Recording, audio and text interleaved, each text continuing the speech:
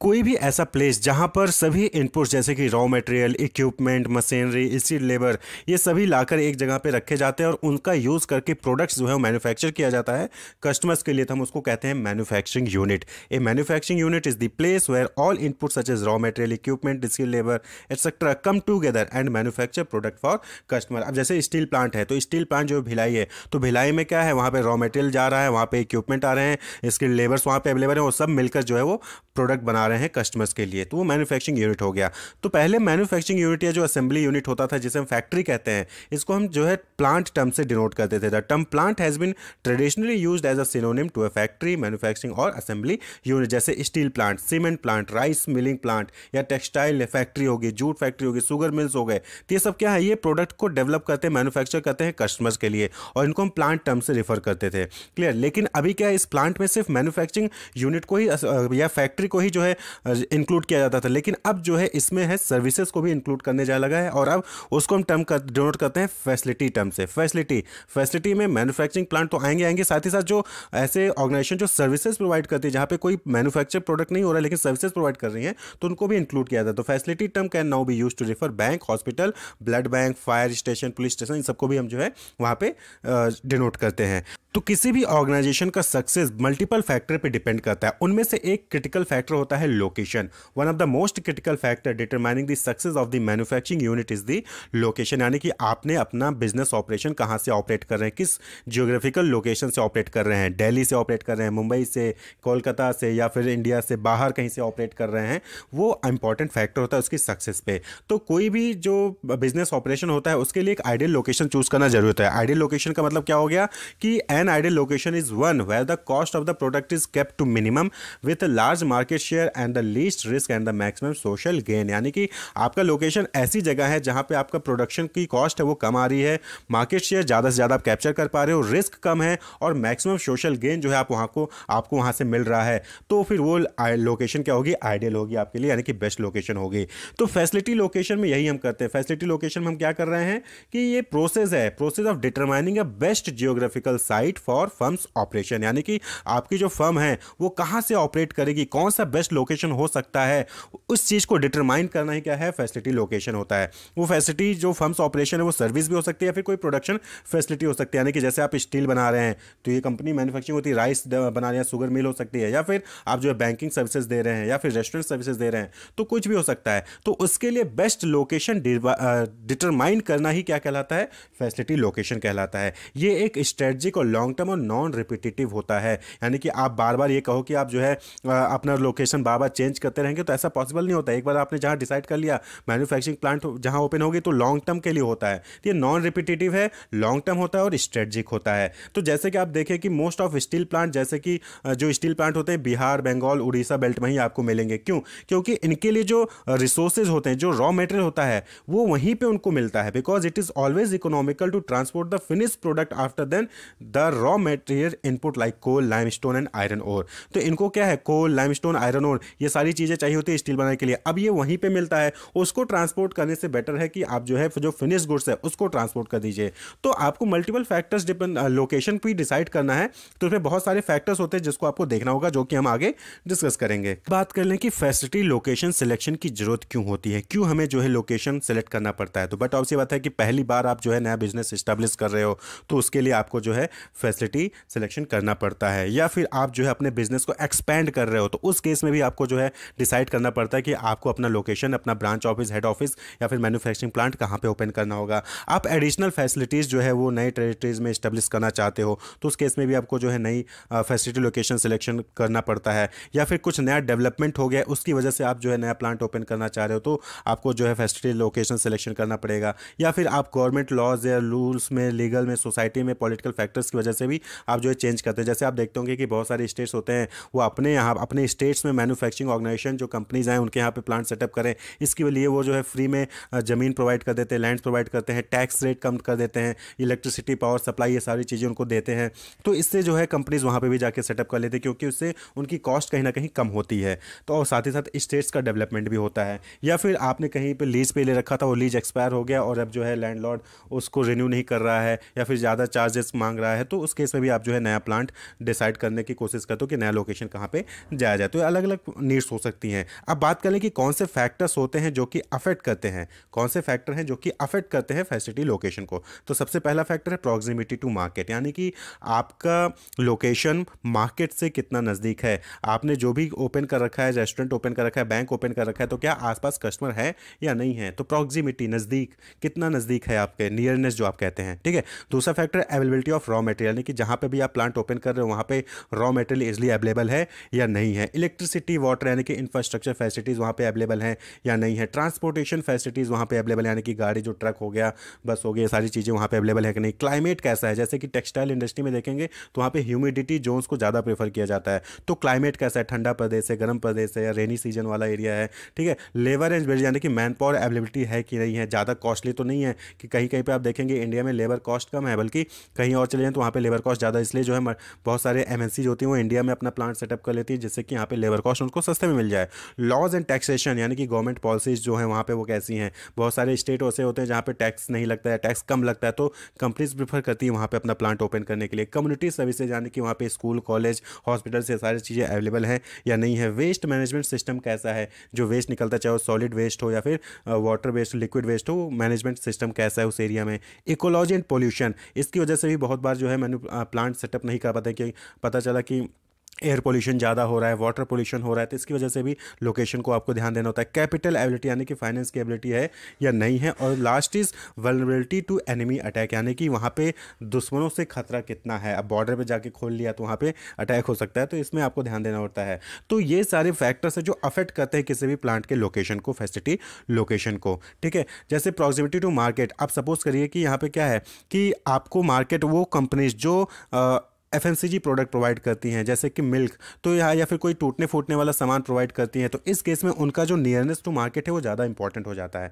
तो अलग अलग है, यानी कि नेचर ऑफ प्रोडक्ट आपका कैसा है उसके हिसाब से आपको अलग अलग फैक्टर इम्पैक्ट डालते हैं। तो जब भी आप फैक्ट्री लोकेशन को या फैसिलिटी लोकेशन को सिलेक्ट करने जाते हैं तो वहाँ पर आपको ये देखना है कि कौन सा फैक्टर आपके लिए ज़्यादा इंपॉर्टेंट है, कौन सा फैक्टर कम इंपॉर्टेंट है, उसके हिसाब से फिर आप जो है फैसिलिटी लोकेशन को सिलेक्ट करते हैं। अब बात कर लें कि प्रोसेस क्या होता है फैसिलिटी लोकेशन सिलेक्शन का, यानी कि आपको अपना लोकेशन चूज करना है तो कैसे आप सिलेक्ट करेंगे, क्या प्रोसेस होगा, स्टेप्स क्या परफॉर्म करेंगे। तो सबसे पहले आप करेंगे कि decide on the criteria for evaluating location alternative, यानी कि आपको पहले क्राइटेरिया डिसाइड करना है कि किस बेसिस पे आप जो है इवैल्यूएट करेंगे, यानी कि प्रॉक्सिमिटी टू मार्केट, यानी कि मार्केट से कितना नज़दीक है उसके हिसाब से आप लोकेशन ढूंढेंगे, या फिर जो है टैक्सेस वहाँ पे कम लग रहे हैं उसके हिसाब से लोकेशन ढूंढेंगे, या फिर वहाँ पे इंफ्रास्ट्रक्चर फैसिलिटीज़ अवेलेबल है उसके हिसाब से ढूंढेंगे, या फिर क्लाइमेट के हिसाब से ढूंढेंगे। तो क्राइटेरिया आपको डिसाइड करना होगा। उसके बाद फिर आप जो क्या करेंगे, लोकेशन अल्टरनेटिव डेवलप करेंगे, यानी कि जो जो क्राइटेरिया आपने डिसाइड किया उसके अकॉर्डिंग कौन कौन से लोकेशन हैं, यानी कि हो सकता है कि वो लखनऊ हो सकता है कानपुर हो सकता है मध्य प्रदेश हो, या फिर आउट ऑफ कंट्री भी हो सकता है, ठीक है। आप सपोज करें कि आप जो है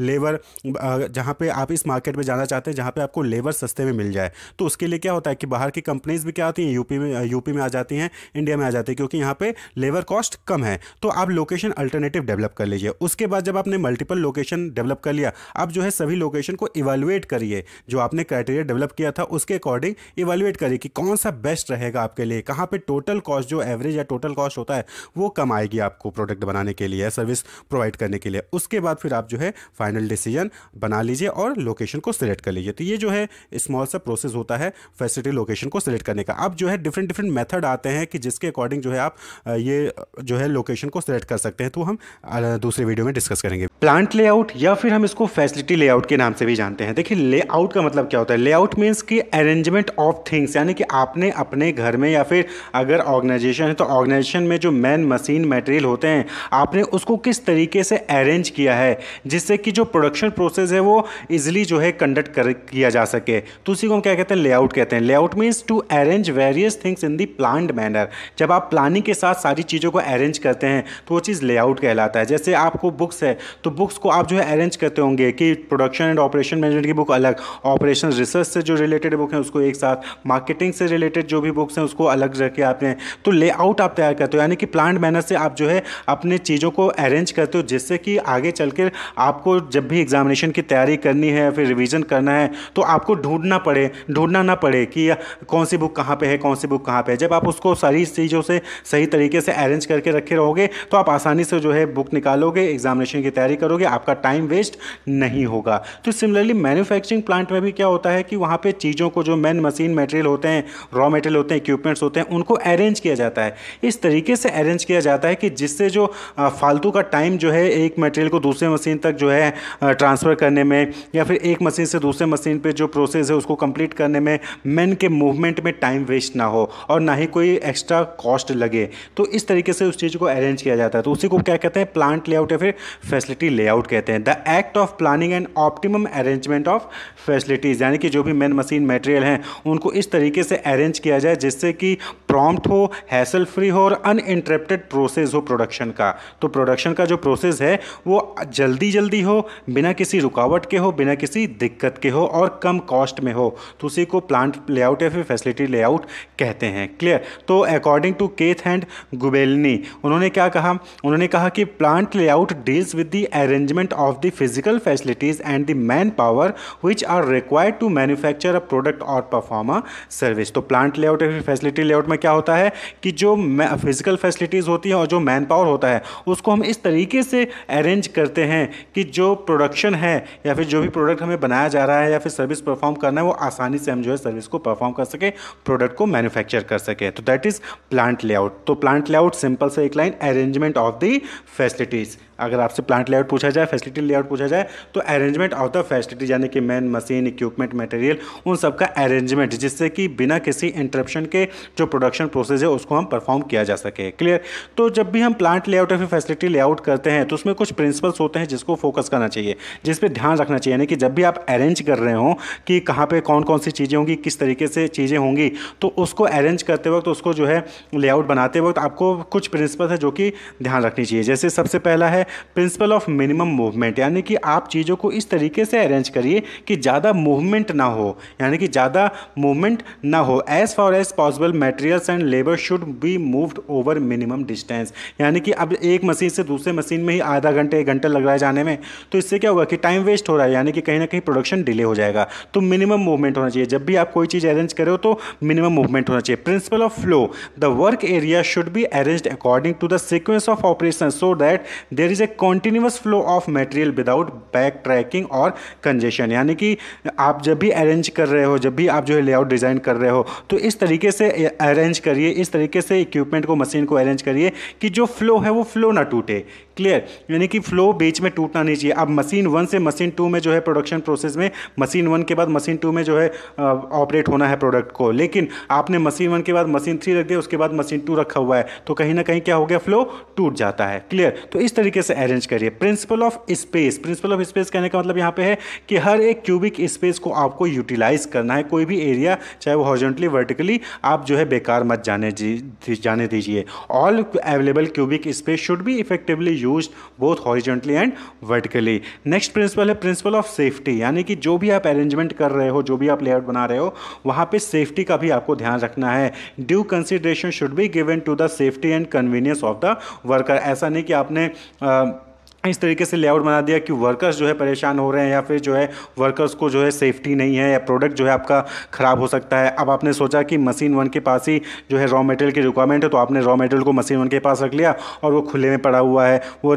जो है ख़राब भी हो सकता है, वो जो है चोरी भी हो सकता है। तो इस तरीके से जो है आपको अरेंज करना है कि वो सेफ़ भी रहे, वर्कर्स भी सेफ़ रहे और जो मशीन है, जो मटेरियल है, वो भी सेफ़ रहें।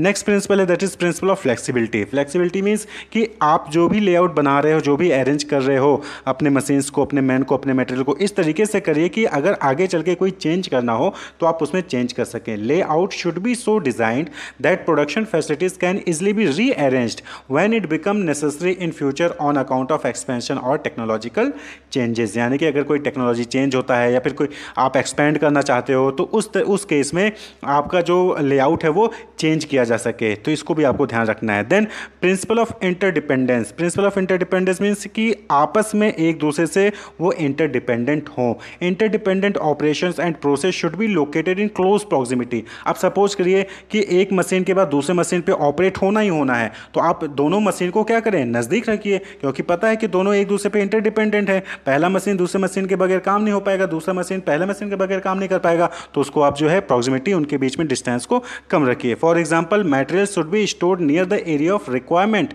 Transport etcetera. This will minimise the product travel. Clear. तो ये प्रिंसिपल ऑफ इंटरडिपेंडेंस है, यानी कि जो भी चीज़ें आपस में इंटरडिपेंडेंट हैं उनके बीच में डिस्टेंस को कम करिए। प्रिंसिपल ऑफ ओवरऑल इंटीग्रेशन, ये लास्ट प्रिंसिपल है, यानी कि ओवरऑल इंटीग्रेशन है कि जो पूरा ओवरऑल फैसिलिटी है वो सभी आपस में इंटीग्रेट होने चाहिए। ऐसा नहीं लगना चाहिए कि अलग अलग जगह सब घूम रहे, नहीं, ओवरऑल इंटीग्रेट होने चाहिए कि दूर से जब देखें तो सब कुछ आपको इंटीग्रेटेड लगे। All the plant facilities and services should be fully integrated into a single operating unit so as to maximise efficiency and minimise cost of production. तो ये प्रिंसिपल्स जब भी आप प्लांट लेआउट या फिर फैसिलिटी लेआउट डिजाइन करते हैं तो इन प्रिंसिपल्स का आपको ध्यान में रखना चाहिए कि कम से कम मूवमेंट हो, फ्लो जो है कंटिन्यूअस हो, स्पेस हर स्पेस का यूटिलाइजेशन किया गया हो, सेफ्टी का ध्यान रखा गया हो, फ्लेक्सिबिलिटी भी हो, यानी कि आगे चल के कोई चेंजेस करना हो तो चेंज कर सके। इंटरडिपेंडेंट अगर हैं कुछ चीज़ें तो वहाँ पे जो है उनके बीच में प्रॉक्सिमिटी होनी चाहिए, प्रॉक्सिमिटी क्लोज होनी चाहिए, और वहीं पे ओवरऑल इंटीग्रेशन यानी कि हर चीज़ें आपस में इंटीग्रेटेड फॉर्म में होनी चाहिए, जिससे कि कम से कम जो है कॉस्ट ऑफ प्रोडक्शन आए और एफिशिएंसी जो है मैक्सिमाइज किया जा सके। अब बात कर लें कि टाइप ऑफ प्लांट या फिर फैसिलिटी लेआउट कि प्लांट लेआउट या फिर फैसिलिटी लेआउट के क्या टाइप्स हैं। तो ब्रॉडली 4 टाइप आपको यहाँ पे पढ़ने को मिलेंगे: product layout, process layout, combined यानी कि कॉम्बिनेशन या फिर मिक्स्ड हाइब्रिड लेआउट कहते हैं, वहीं पे चौथा है फिक्स्ड पोजीशन लेआउट। तो एक एक करके देखते हैं। तो सबसे पहले है प्रोडक्ट लेआउट। प्रोडक्ट लेआउट को हम लाइन लेआउट या फिर स्ट्रेट लाइन लेआउट के नाम से भी जानते हैं। तो प्रोडक्ट लेआउट यहाँ पे क्या होता है कि प्रोडक्ट के अकॉर्डिंग जो आप मशीन्स होती हैं, मेन्स होती है ना, उसको अरेंज करते हो। आपको बनाना है चॉकलेट बनाने के अकॉर्डिंग आपने सारी मशीन्स को, सारे मेन्स को, मटेरियल को आपने अरेंज कर दिया और अब फिर चॉकलेट बनना स्टार्ट हो जाता है। तो यहाँ पे जो प्रोडक्ट लेआउट है ना, नॉर्मली सिमिलर टाइप के प्रोडक्ट, जब एक टाइप का प्रोडक्ट ही आपको बनाना होता है तो उस केस में प्रोडक्ट लेआउट हम यूज़ करते हैं। मास प्रोडक्शन करना हो तो उस केस में भी हम प्रोडक्ट लेआउट का यूज़ करते हैं। तो all the machines are arranged in the sequence as required to produce a specific product. तो प्रोडक्ट लेआउट में आपको यहाँ पे ध्यान रखना है कि एक ही टाइप का प्रोडक्ट जो है आप यहाँ पे डेवलप कर रहे होते हो और जो है स्पेसिफिक प्रोडक्ट डेवलप कर रहे होते हो, और उसके लिए जो है सारी मशीन्स को आप क्या कहते हो, सीक्वेंस में यानी एक लाइन में जो है वहाँ पे आप जो अरेंज कर देते हो। तो उस टाइप के लेआउट को हम क्या कहते हैं, प्रोडक्ट लेआउट कहते हैं। Machines are arranged in a straight line so called as line layout. Straight line में मशीन्स अरेंज होती हैं, इसलिए हम इसको क्या कहते हैं, लाइन लेआउट कहते हैं। One product of one type is produced at a time, यानी कि यहाँ पे एक स्पेसिफिक प्रोडक्ट एक टाइम पे जो है वो प्रोड्यूस किया जाता है। The raw material are fed at one end and taken out as finished product to the other end. यानी कि यहाँ पे क्या होता है कि यहाँ पे पहले मशीन से जो है रॉ मटेरियल जो है वहाँ पे इनपुट किया जाता है, उसके बाद फिर लास्ट मशीन से आपको जो है आउटपुट मिल जाता है। जैसे शुगर है, चीनी बनाना है तो शुगर केन, पहले मशीन पे आपने शुगर केन का यूज़ किया, उसके बाद लास्ट में आपको शुगर जो है वो प्रोडक्ट मिलेगा आपको। तो ये लाइन लेआउट या फिर प्रोडक्ट लेआउट कहते हैं। तो useful for mass production, mass production के लिए ये जो है यूज़फुल होता है। आप चाहे शुगर फैक्ट्री में देखें, चाहे पेपर मिल में देखें, चाहे सीमेंट बनाने वाली कंपनी में देखें, तो वहाँ पर जो है आपको नॉर्मली प्रोडक्ट लेआउट आपको देखने को मिल जाएगा। अब एग्जाम्पल के तौर पर आप ये फिगर को देखिए। तो यहाँ पे सपोज करिए कि आपको जो है चॉकलेट बनाना है, तो चॉकलेट बनाने के लिए पहले आप क्या करते हो, कंबाइन करते हो और व्हिपिंग करते हो। The ingredients are combined and whipped in a huge kettle. तो जो इंग्रेडिएंट्स होते हैं चॉकलेट बनाने के लिए उसको आप क्या करते हो, ह्यूज केटल में मिक्स करते हो। तो पहला मशीन का काम हो गया। अब जब मिक्सिंग होगी तो उसके बाद आप क्या करोगे, उसमें शुगर ऐड करोगे, कलरिंग करोगे। क्लियर, शुगर ऐड करोगे, कलरिंग करोगे। तो जो मिक्स हुआ है उसको दूसरे मशीन पे लेके जाएंगे, वहाँ पे शुगर ऐड करेंगे, कलरिंग करेंगे। उसके बाद फिर हम उसको मोल्ड करेंगे। क्लियर, जो भी शेप देना है आपको उसको मोल्डिंग मशीन पे लेके जाएंगे और वहाँ पे उसको मोल्ड करेंगे। उसके बाद उसमें जो भी डिटेलिंग फिगर्स या फिर कुछ लिखना है तो वो चीज़ें हम वहाँ पे उस पर करेंगे। और फिर फाइनली क्या होगा, नेक्स्ट मशीन पे ले जाएंगे जहाँ पे रैपिंग होगी और फिर वहाँ से वो शिप कर जाएगा। तो ये क्या हो गया, ये प्रोडक्ट लेआउट हो गया। प्रोडक्ट क्या है, चॉकलेट। चॉकलेट आप एक टाइप का चॉकलेट बना रहे हो, एक ही डिज़ाइन का बना रहे हो, एक ही उसमें जो है सारी चीज़ों में लिखना है। तो वहाँ पर आपने क्या किया, सारी मशीन को एक लाइन में लग दिया है। पहले जो है वहाँ पर आपने ह्यूज केटल में उसको मिक्स किया इंग्रेडिएंट को, दूसरे वाले मशीन में आपने उसको जो है शुगर ऐड किया, उसको जो है कलरिंग की, उसके बाद उसको मोल्डिंग में दिया, मोल्डिंग के बाद उसको डिटेलिंग लेके गए और फिर जो है रैपिंग और शिपिंग वाले मशीन पे लेके गए और फिर वो शिप करके चला जाता है कस्टमर के पास तक। तो that is product layout. Next type of layout है दैट इज प्रोसेस लेआउट, जिसको हम फंक्शनल लेआउट भी कहते हैं। तो यहाँ पे क्या होता है कि फंक्शंस के अकॉर्डिंग जो है मशीन्स को ग्रुपिंग कर दी जाती है। जो फंक्शंस मशीन परफॉर्म कर रहा है, सेम टाइप का फंक्शन परफॉर्म कर रहा है, तो उन सबको जो है एक ग्रुप बना दिया गया, यानी कि एक डिपार्टमेंट बना दिया जाता है। ठीक है, तो ये नॉर्मली जो प्रोसेस लेआउट है ये कस्टमाइज प्रोडक्ट बनाने के केस में या फिर सर्विस के केस में जो है यूज़ किया जाता है प्रोसेस लेआउट। अब जैसे रेस्टोरेंट है, फिर हॉस्पिटल है, तो हॉस्पिटल में क्या होता है कि अलग अलग डिपार्टमेंट बना दिए जाते हैं। डेंटल डिपार्टमेंट अलग हो गया, जो आपका आइज़ वाला है वो अलग डिपार्टमेंट हो गया, या फिर जो कैंसर का डिपार्टमेंट है, टीबी का डिपार्टमेंट है, तो ये सब क्या हो गया, अलग अलग डिपार्टमेंट हो गया। ब्लड बैंक अलग हो गया, तो डिपार्टमेंट बना दिए जाती है। जो सिमिलर टाइप के जो नेचर फंक्शन होते हैं वो अलग अलग डिपार्टमेंट बना दिए जाते हैं, और जिसको जिस फंक्शन की रिक्वायरमेंट होती है, जिस डिपार्टमेंट की रिक्वायरमेंट होती है, वो उस फंक्शन में उस डिपार्टमेंट में जाके अपना काम परफॉर्म करता है। तो that is called process layout. All machines performing similar type of operations are grouped at one location. तो सिमिलर टाइप के जो फंक्शन परफॉर्म कर रहे होते हैं मशीन, उनको एक लोकेशन पे जो है ग्रुप कर दिया जाता है। Grouping is done on the basis of functions and department are created. तो फंक्शंस के बेसिस पे ग्रुपिंग की जाती है और फिर एक डिपार्टमेंट क्रिएट कर दिया जाता है। मेनी प्रोडक्ट और service of different type is produced served at a time. तो यहाँ पे क्या होता है प्रोसेस लेआउट में कि यहाँ पे अलग अलग प्रोडक्ट और कई सारे प्रोडक्ट एक साथ जो है आप यहाँ पे प्रोसेस कर सकते हो। लेकिन प्रोडक्ट लेआउट में क्या होता है, प्रोडक्ट लेआउट में एक टाइप का प्रोडक्ट, एक स्पेसिफिक प्रोडक्ट ही वहाँ पे जो है आप बना सकते हो। लेकिन प्रोसेस लेआउट में कई सारे प्रोडक्ट और डिफरेंट टाइप ऑफ प्रोडक्ट को जो आप प्रोड्यूस कर सकते हो, सर्विस प्रोवाइड कर सकते हो। अब जैसे हॉस्पिटल है, तो हॉस्पिटल में ये नहीं है कि सिर्फ आप जो है कैंसर के मरीज को ही इलाज कर रहे हो, नहीं, आप वहाँ पे डेंटल को भी देख सकते हो, आइज वाले को भी देख सकते हो, कैंसर को भी देख सकते हो, टीबी वाले को भी देख सकते हो। क्लियर? क्योंकि अलग अलग डिपार्टमेंट बने हैं, जिसका जिस डिपार्टमेंट में काम है वहाँ पे जाके अपना वो काम कर सकता है। तो यूजफुल फॉर कस्टमाइज्ड प्रोडक्ट, ये जो प्रोसेस लेआउट है वो कस्टमाइज्ड प्रोडक्ट के लिए यूजफुल होता है। जैसा कि आप फिगर में देख रहे होंगे, तो यहाँ पे क्या है, लेथ डिपार्टमेंट जहाँ पे शेप दिया जाता है प्रोडक्ट को, वो अलग जो है मशीन को हमने एक ग्रुप बना दिया। दूसरे में हमने मिलिंग कर दिया, तीसरे में ड्रिलिंग डिपार्टमेंट कर दिया, चौथे में ग्राइंडिंग, पांचवा पेंटिंग डिपार्टमेंट। क्लियर? तो इस तरीके से जो रिसीविंग होता है, यानी कि पहले आप जो है रॉ मटेरियल रिसीव करोगे, उसको लेथ डिपार्टमेंट भेज देते हो, वहाँ पे अलग अलग मशीन पे परफॉर्म करके मिलिंग में, मिलिंग से ड्रिलिंग में, ड्रिलिंग से ग्राइंडिंग में। तो यहाँ पे कोई स्पेसिफिक वो नहीं है, फ्लो नहीं होता है कि लेथ से मिलिंग में ही जाना है। हो सकता है लेथ डिपार्टमेंट से सीधे वो ड्रिलिंग में चला जाए, या फिर लेथ से सीधे ग्राइंडिंग में चला जाए, और ग्राइंडिंग के बाद असेंबली में आके वो शिपिंग के लिए चला जाए। तो जिस जिस डिपार्टमेंट को उसकी नेसेसरी होगी, उस डिपार्टमेंट जो जाके अपना काम परफॉर्म करेगा और वो फिर शिपिंग के लिए तैयार हो जाता है। क्लियर? तो ये प्रोसेस लेआउट होता है। नेक्स्ट है that is fixed position layout. तो फिक्स्ड पोजीशन लेआउट नाम से क्लियर है कि पोजीशन फिक्स्ड होती है किसकी, प्रोडक्ट की, यानी कि जिस चीज़ को बनाना है उसकी पोजीशन फिक्स्ड होती है। जैसे आप सपोज करें कि रोड बनाना है, या फिर आपको जो है एरोप्लेन बनाना है, तो रोड बनाना है तो रोड को उठा के नहीं लाओगे, बल्कि आप जो मशीनरी है उसको लेके जाओगे वहाँ पे प्लेस पे, और वहाँ पे जाके आप रोड बनाते हो। तो fixed position layout, the project remain in one place and workers and equipment come to that one work area। तो जो प्रोजेक्ट होता है वो अपनी एक जगह पे रहेगा, वर्कर और जो इक्विपमेंट होते हैं वो उस एरिया में जाते हैं। एग्जांपल के तौर पे प्रोजेक्ट जैसे शिप हो गया, हाईवे हो गया, ब्रिज हो गया, हाउस हो गया, या फिर operating table in hospital, operating room, जहाँ पे आप देखते होंगे ना कि ऑपरेशन रूम होता है, तो ऑपरेशन रूम में जहाँ पेशेंट है वहाँ उठा के नहीं लेके दो, बल्कि पेशेंट को उठा के आप ऑपरेशन रूम में लेके जाते हो। तो फिक्स्ड पोजीशन लेआउट हो गया। एग्जाम्पल के तौर पर आप ये जो फिगर देख रहे हैं, एरोप्लेन जो बनता है आपने देखा होगा, तो एरोप्लेन क्या होता है, उसकी पोजीशन फिक्स्ड कर जाती है, वहीं पे इक्विपमेंट, वहीं पे वर्कर जाते हैं और उसको एरोप्लेन को डिजाइन करते हैं, उसको डेवलप करते हैं। शिप के केस में भी ऐसे भी होता है, रोड का आपको पता ही है।